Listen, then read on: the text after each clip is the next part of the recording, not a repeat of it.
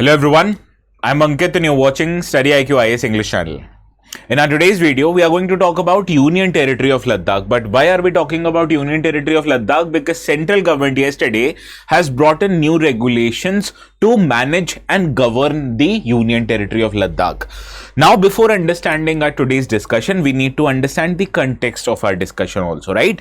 Now, here central government yesterday notified a series of regulations to protect Ladakh's land, job as well as culture, and it is aimed at addressing concerns raised by civil society in Ladakh over the past 5 years. Now, before in 2019, the Indian government, it bifurcated the erstwhile state of Jammu and Kashmir, and then it was bifurcated into two union territories, that is Union Territory of Kashmir with a legislative assembly and a Union Territory of Ladakh without any legislative assembly. So since 2019, many agitations have been conducted in Ladakh demanding more political, economic as well as cultural rights, and this included the agitations conducted by prominent personalities like Sonam Wangchuk. So hearing their concerns, the government now has realized the mistake and has brought new regulations. What are the new regulations? We'll cover. Basically, these regulations introduced domicile based criteria for providing jobs in the government of Ladakh, provides reservation system for people belonging to Ladakh, recognizes the local language, and provided certain procedural clarity in providing recruitments in the state civil services, right? So these all are we are going to discuss. First, let us understand what are the key regulations or key notifications that have been brought by regulations. First is the regulation known as Ladakh Civil Services Decentralization and Recruitment Amendment Regulation of 2025. Now, this introduced a domicile-based criteria for providing jobs in the government post. What you need to understand here, the government posts under central government are not covered. Only the government posts under the administration of Union Territory of Ladakh, there only the jobs will be provided based on domicile requirement, and domicile requirement will be provided to people who have lived in Ladakh for 15 years, and this will become applicable from 2019. So obviously the domicile certificates which will be issued under this regulation will come into effect from 2034 onwards. Why? Because 15 years from 2019 is 2034. So for that, people need to live in Ladakh for at least 15 years before they can get the domicile certificate in Ladakh. Also, people who have studied 7 years in Ladakh and have appeared in class 10th or 12th examination in Ladakh, they will be eligible for domicile certificates. So are children and spouses of Ladakhi domicile people, as well as the children and members of central government employees who have served at least 10 years in the Union Territory of Ladakh. Only these people are eligible to get their domicile certificates, and only these people will be provided jobs in the administration of the Union Territory of Ladakh, not in central government, right? Now let us understand the different procedural clarity that it has issued to understand how these domicile certificates will be issued. Now, this regulation lays down the process of obtaining the domicile certificate. The issuing authority of domicile certificates will be the Tehsildar. However, if you have certain grievances from the decision made by Tehsildar, you can appeal with the appellate authority, that will be the Deputy Commissioner. And the application for domicile can be sought in both physical as well as online mode. So this basically creates a chain of command using which you can opt for or file for a domicile certificate after you have fulfilled the condition that I have mentioned in the earlier slide. Now, another regulation is the Union Territory of Ladakh Reservation Amendment Regulation of 2025, and this increases the cap for reservation. Usually everywhere in India, we understand there is a cap of 50% over which you can't provide reservations, right? Now, this regulation has increased the cap of reservations in the Union Territory of Ladakh to 85% for people belonging to scheduled caste, scheduled tribes, OBC and other socially and educationally backward classes. This 85% of reservation excludes the reservation that will be provided for economically weaker sections of citizens, right? So this is what is essential, and this reservation will be extended to professional institutions like medical colleges, engineering colleges, etc. And why this reservation cap was increased, so as to align the demography of Ladakh, because you understand Ladakh contains 90% of tribal population belonging to religion of Buddhist, belonging to Islam, and these tribes will now be eligible to get as much as 85% reservations, and therefore it has provided near universal reservation for locals living in Ladakh. So this is a key regulation that was issued. Similarly, to manage or administer the territory of Ladakh, there is what is known as Ladakh Autonomous Hill Development Councils. Now, in these hill development councils, reservation for at least 1/3 of seats have been provided to women on a rotation basis, much similar to how reservations are provided in Panchayati Raj institutions or urban local bodies. But what you need to understand that this Ladakh Autonomous Hill Development Councils, they are not have been provided legislative powers. Why? Because they don't come under 6th schedule protection, which is offered to states in Northeast. Therefore, these are essentially administrative bodies having administration powers, not having legislative, taxation, or even judicial powers like the 6th schedule bodies do, right? Similarly, a Ladakh official language regulation 2025 has been brought, and this extends cultural protection to Ladakhi people. How? It recognizes languages of English, Hindi, Urdu, as well as Bhoti and Purgi as official languages of Union Territory of Ladakh. And Section 4 of this regulation, it empowers administrator of the Union Territory, who is essentially a nominee of President of India, to set up an institutional mechanism or an academy of art, culture, and languages to promote native dialects such as Shina, Bhroksat, Balti, as well as Ladakhi. So therefore, recognizing the languages is essentially ensuring the cultural preservation of the culture of Union Territory of Ladakh. So these are the key regulations that have been notified by the government. Now, let us understand why is this notification or these regulations so significant. First, it is a first comprehensive attempt by the central government to design a region-specific rule for a Union Territory, that is Ladakh, because earlier Union Territories were governed on a single basis. They were not seen as a differences that exist in political terms, in demographic terms. But you understand, Union Territory of Ladakh have different demands as compared to other Union Territories, for example, like Dadra and Nagar Haveli, right? So you need to cater to region-specific demands so as to fulfill the wishes of people who are living in a particular Union Territory. And that is why this is seen as a first comprehensive attempt by central government to design a region-specific rule. Similarly, by defining domicile criteria, making people only who have stayed for Ladakh for more than 15 years eligible, it creates a legal filter for recruitment, and government has taken a significant step even to reserve jobs for Ladakhis. Why this is essential? Because unlike other states and union territories, Ladakh is less economically developed. Industrialization is present in Ladakh, in little or no industrialization is there.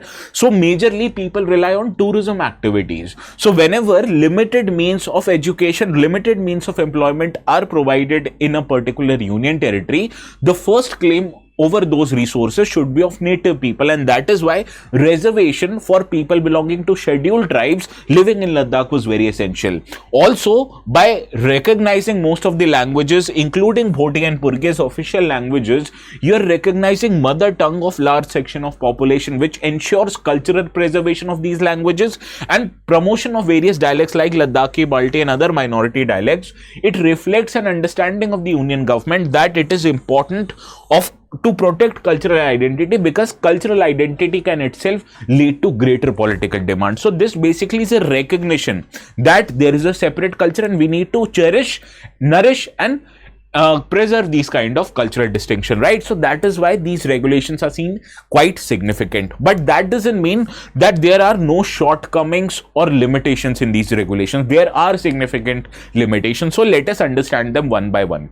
First is that all these regulations were issued under Article 240. So if you read Article 240 of the Constitution, this provision in the Constitution gives President the power to ensure peace, progress as well as good governance in any union territory. So president used her power under Article 240 to issue these regulations, and these regulations which are issued by president has the same power as an act of Indian Parliament. But basically this is an executive decision which can be amended or even taken back by the central government at any point of time. And unlike, whereas Ladakhi people, they were demanding to implement 6th schedule protections, which is basically offered to many states in Northeast, so that this regulation, domicile based regulation, legislative powers, protection to minorities, these are given constitutional recognition, because if had they been provided 6th schedule protection, changing them would have been difficult because it would need a constitutional amendment. But since these regulations have been passed under Article 240, central government can change, amend or take them back at any time possible. So therefore no constitutional backing is seen as a limitation of these regulations. Another limitation is that despite these regulations provide domicile criteria, reservations in job, but it does not provide safeguards when it comes to who can own the land in the Union Territory of Ladakh.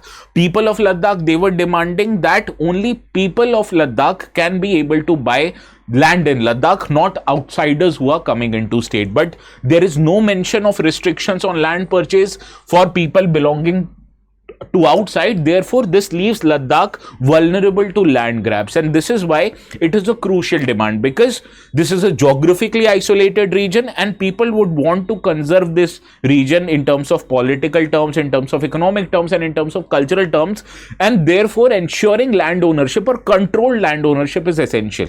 And this is a major concern given the region's also fragile economy, tribal demography and over-tourism pressures, because they fear if it leads to overpopulation in the region won't be able to support a larger population, right? So this was the demand of safeguarding land ownership, and this has not been provided, right? Similarly, there is no legislative autonomy given to Ladakh, because even till today, I told you, Union Territory of Jammu and Kashmir has a legislative assembly where the members are elected directly by people.